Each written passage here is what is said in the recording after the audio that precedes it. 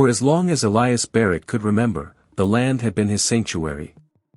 The morning smelled of pine and wet soil, the lake mirrored the sky so perfectly that clouds seemed to float just beneath the water's surface. This was not just acreage, it was his family's legacy.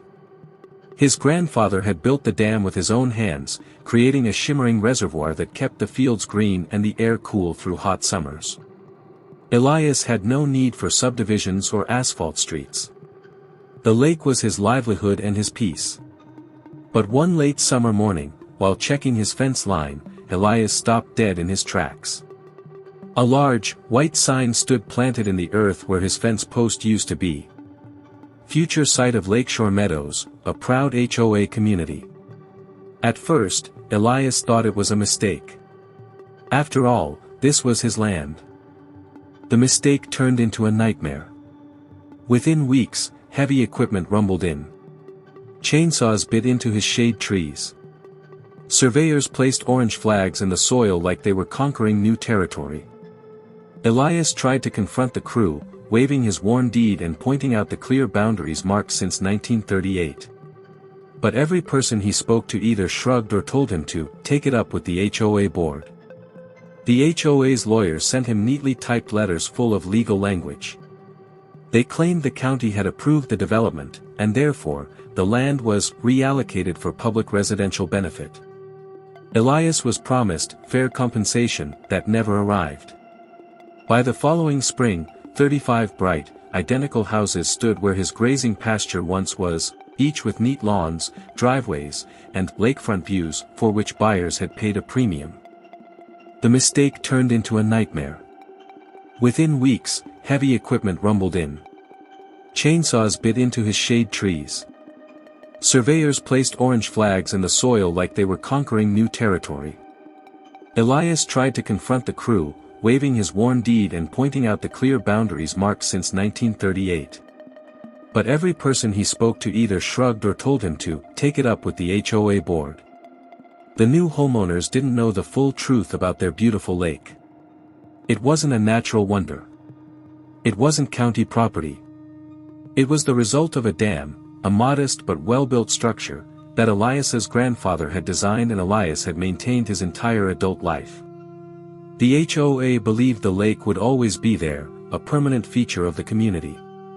But Elias knew the truth: without the dam's gate keeping the water in place, the lake would drain in a matter of hours, leaving behind only cracked mud and weeds. That knowledge sat quietly in the back of his mind, like a locked tool in a shed. He didn't plan to use it. Not yet.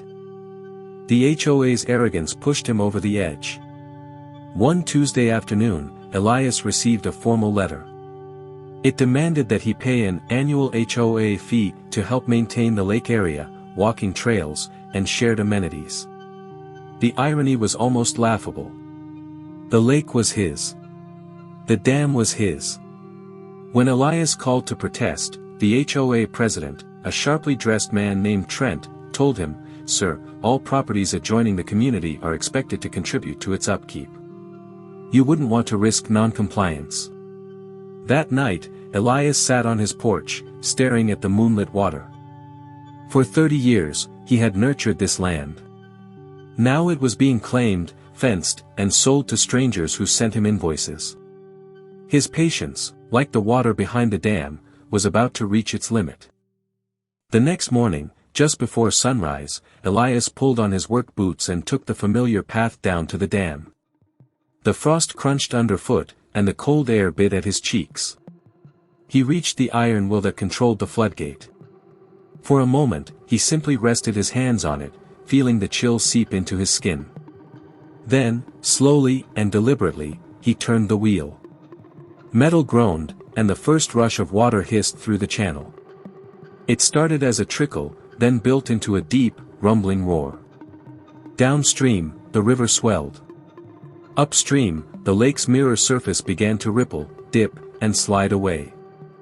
By mid-morning, the HOA's group chat was in chaos. Homeowners gathered at their docks, staring at the exposed shoreline. Kayaks lay stranded in mud. The waterline fell faster with each passing hour. Realtors who had sold premium waterfront property fielded angry calls from buyers demanding answers.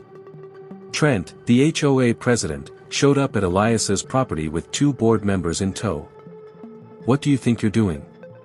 Trent demanded. "Releasing my water," Elias replied calmly, leaning on his shovel. "Not yours. Not theirs. Mine." When the HOA threatened legal action, Elias walked inside and returned with a weathered leather folder. Inside was the original 1938 deed, complete with maps and water rights, clearly stating that the dam and reservoir were private property, owned solely by the Barrett family. Within days, the once picturesque lake was gone. In its place lay a cracked basin dotted with puddles and weeds. The HOA tried to sue but quickly discovered they had no claim over the water, or the dam that had kept it in place. Elias didn't rebuild the lake. He let the river flow where it wanted, feeding wild marshes downstream. The 35 houses still stood, but without the shimmering lakefront they were promised, their value plummeted. And as Elias sat on his porch in the evenings, listening to the distant rush of the freed river, he felt no guilt, only the quiet satisfaction of knowing that sometimes, the current runs in favor of those who refuse to be swept away.